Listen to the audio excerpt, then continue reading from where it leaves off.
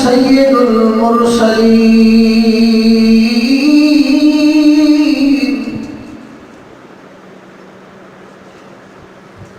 ونحن على ذلك لمن الشاهدين والشاكرين والحمد لله رب العالمين. قال الله تبارك وتعالى في كلامه المجيد والفرقان الحميد.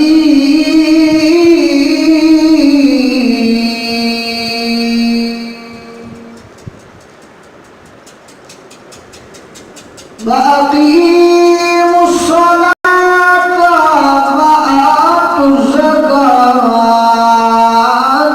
واركعوا مع الراكعين.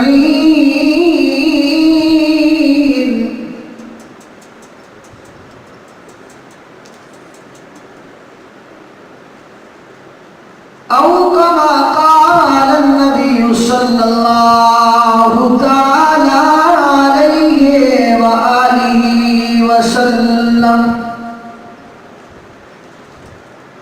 عن مولى الحسن قال قال رسول الله صلى الله تعالى عليه وآله وسلم.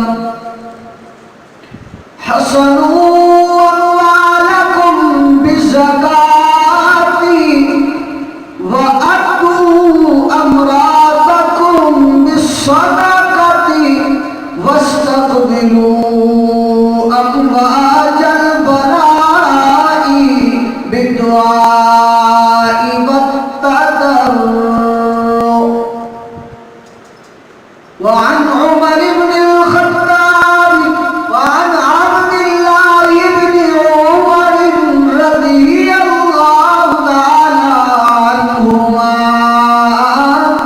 قال قال رسول الله صلى الله تعالى عليه وآله خمس شهادة أن لا إله إلا الله وأن محمدا عبده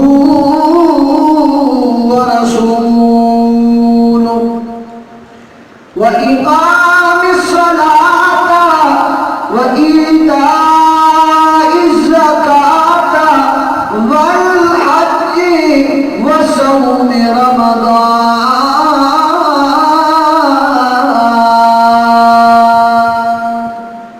آمنت بالله صدق الله مولانا العظيم ببركته إن الله وملائكته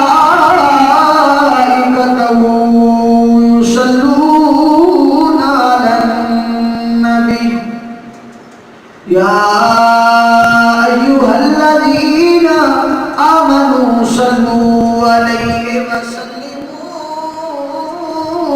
تسليما. غنیمت کے مدنی تاجدار کی برکت میں درود و سلام کر ذرا میں پیش کیجیے صلی اللہ علیہ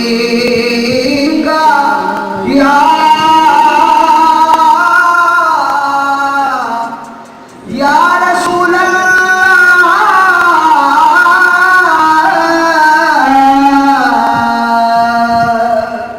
وسلم علیکہ یا حبیب اللہ سب پڑھیے صلی اللہ علیہ یا رسول اللہ وسلم علیہ یا حبیب اللہ تھی جس کے مقدر میں گدائی تیرے در کی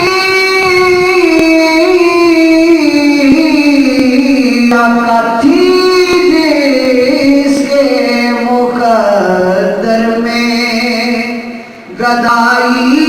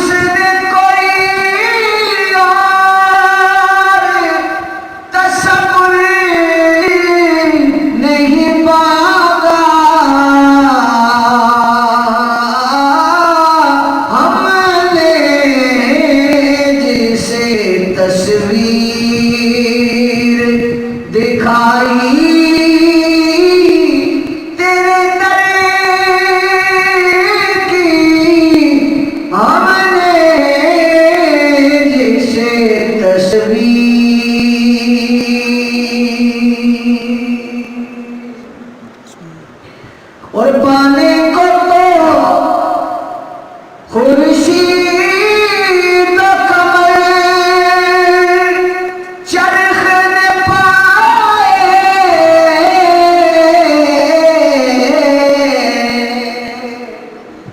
پانے کو تو خورشید و قمر چرخ نے پائے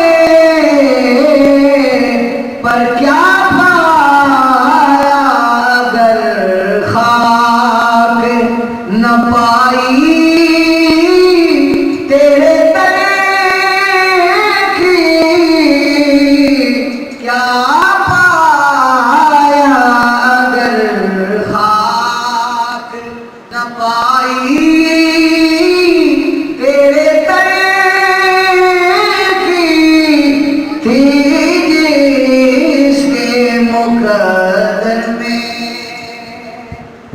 آیا ہے نصیر آج تمنا یہی لے گئے آقا آیا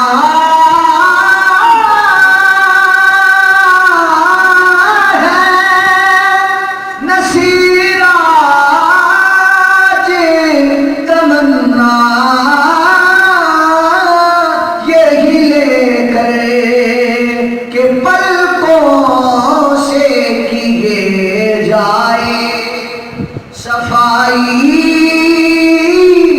تیرے در کی پلکوں سے کیے جائے صفائی تیرے در کی تھی جس کے مقدر میں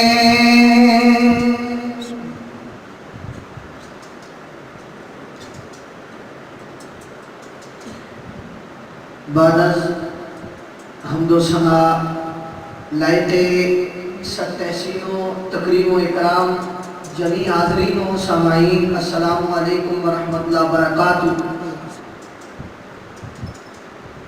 آج کا میرا موضوع زکوٰۃ کے حوالے سے ہے، اور یہ اتنا اہم مسئلہ ہے کہ حدیث میں سید عالم صلی اللہ تعالیٰ علیہ وسلم کی زبان حق ترجمان کا ارشاد ہے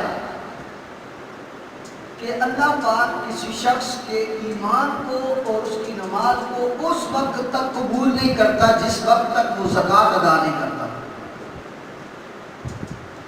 اور آج یہ ہمیں جو گلی گلی مانگنے والوں کی، چوکوں چوراہوں میں مانگنے والوں کی فوج ظفر موج نظر آ رہی ہے، یہ امیر لوگوں کے زکوٰۃ ٹھیک طریقے سے نہ ادا کرنے کی وجہ سے۔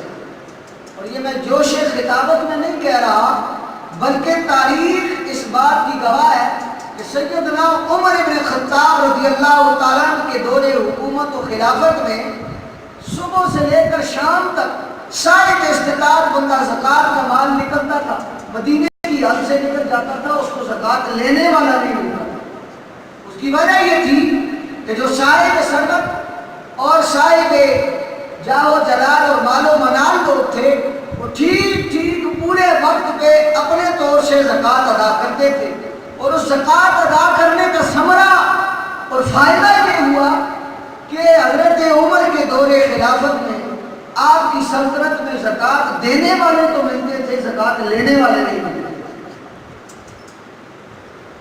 اور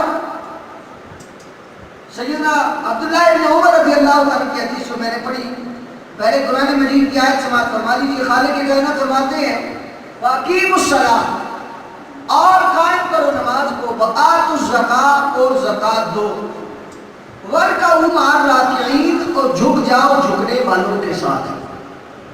یعنی زکوٰۃ اتنا اہم ترین مسئلہ ہے اور اتنی اہم ترین عبادت ہے کہ خالق کائنات نے قرآن مجید کے اندر 82 مقامات پر نماز کے ساتھ جوڑ کر ذکر کیا۔ یہاں نماز کا ذکر آیا، وہیں ساتھ متصل زکوٰۃ کا حکم دیا۔ اور اسلام نے بندہ مومن پر احسان کیا کہ اس کو گاہے گاہے خالق کائنات نے اپنی جانب متوجہ کروانے کے لیے مختلف عبادتیں اس کے ذمہ لگائی۔ فرض کیجیے سب سے پہلے انسان کے دل میں خالق کائنات نے اپنے اور اپنے پیارے رشتہ داروں، اقربا، بیوی بچوں کی محبت کو ڈالا، اور پھر فرمایا دیکھو جب یہ محبت بڑھ جائے تو کچھ وقت ان سے نکال کر میرے گھر میں آ جائے۔ جس گھر میں تمہارا جی زیادہ لگ رہا ہے، بیوی بچوں کی محبت بڑھ رہی ہے، تو اپنے گھر سے نکلو، میرے گھر میں آ جائے۔ فرمایا اس محبت کو کم کرنے کے لیے میری محبت کو شامل کرنا ضروری ہے۔ اس کا مطلب یہ نہیں ہے کہ جو لوگ نماز پڑھتے ہیں وہ بیوی بچوں سے محبت نہیں کرتے، ایسی بات قطعاً نہیں ہے، اور نہ ہی اسلام اس بات کا روادار ہے۔ صرف یہ ہے کہ انسان دنیا میں رہے لیکن دنیا کو اپنے اندر نہ رکھے۔ جیسے کشتی ہے، پانی کے بغیر کشتی کا کوئی فائدہ نہیں، کیونکہ زمین پہ تو وہ نہیں چلتی، وہ تو پانی کی تہہ پہ چلتی ہے۔ اب کشتی کو پانی سے محبت نہیں بلکہ مودت ہے، یعنی کشتی کا پانی کے بنا چلنا ناممکن ہے، ناٹ پاسبل۔ لیکن اب اس محبت کو مد نظر رکھ کے کوئی بندہ اگر کشتی کا باہر والا پانی اٹھا کے اندر بھی ڈالے گا، کشتی کو پانی سے اتنی جو محبت ہے، چلو اندر بھی ڈال لیتے ہیں، تو کیا کشتی جو ہے پانی کی سطح پہ برقرار رہے گی؟ قطعاً نہیں، ڈوب جائے گی۔ اسی لیے فرمایا مال و متاع لیکن ضرور جمع کرو، لیکن یہ جو دل کا نہار خانہ ہے یہ صرف خالق کائنات کے لیے مقرر ہے۔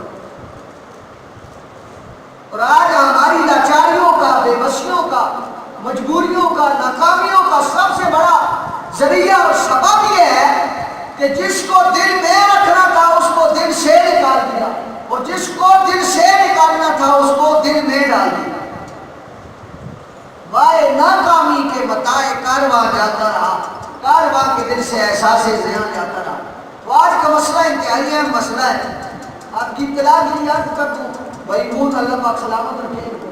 یہ ہر جمعے کو میری تقریر ریکارڈ کر کے یوٹیوب پر جو ہے وہ ڈالتے ہیں. انہوں نے میرے نام سے چینل بنایا. تو جو آباد گھروں میں سن رہے ہیں یا مائیں بہنیں بیٹیاں سن رہی ہیں ان کے لیے عرض یہ ہے کہ زکوٰۃ کا انتہائی اہم مسئلہ ہے. جس طرح اکثر لوگ ہم سمجھتے ہیں نا شیر سایہ جسے فطرانہ کہتے ہیں کہ گھر کا سربراہ ادا کرے گا. ہم یہ سمجھتے ہیں کہ زکوٰۃ کا مال بھی گھر کا سربراہ ادا کرے گا. ایسا کا کام نہیں ہے. زکوٰۃ ہر مومن پر فرض ہے. اولاد کے پاس اگر مال و منال ہے اور وہ حد نصاب تک پہنچ چکا ہے تو وہ اپنی زکوٰۃ خود ادا کرے گا. عورت کے پاس اگر زیور ہے تو وہ اپنا جو ہے نصاب کا حصہ خود ادا کرے گا. اور اکثر ہوتا ہے کہ ماؤں بہنوں بیٹیوں کے پاس زیورات ہوتے ہیں اور وہ سیٹ کی صورت میں ہوتے ہیں. 6 چوڑیاں 5 چوڑیاں 10 چوڑیاں 12 چوڑیاں 1 ہار اور اسی طرح کانوں کی بالیاں وغیرہ. اب حکم یہ ہے کہ جن سے زکوٰۃ دو. اب وہ مائیں بہنیں بیٹیاں جو ہے اپنے شوہر کے ساتھ بھیج دیتی ہیں کہ چلو یہ ادا کرے گا. اب وہ شوہر کو زکوٰۃ ادا کر دے گا. زکوٰۃ تو ادا ہو جائے گی لیکن جو زکوٰۃ کا مقصد تھا وہ حاصل نہیں ہوا. زکوٰۃ کا مقصد کیا تھا کہ جس طرح بندہ گھر کی محبت میں گرفتار ہو جائے تو وہاں سے نکلے رب کے گھر آئے, اسی طرح جب مال و منال کی محبت میں گرفتار ہو جائے وہ اپنا پسندیدہ مال جو ہے اس میں سے 2.5% جو ہے خالق کے کائنات کی بارگاہ میں پیش کرتا ہے. اور اکثر لوگوں کو اس میں بڑی کنفیوژن ہوتی ہے کہ زکوٰۃ کا مال کا پیسہ نکالے گی کیسے نکلے گا. ہمیں تو کیلکولیشن بھی نہیں آتی. تو یاد رکھیے زکوٰۃ کے نصاب ہے, کچھ نصاب مقرر کی. سونا ہے وہ 3.5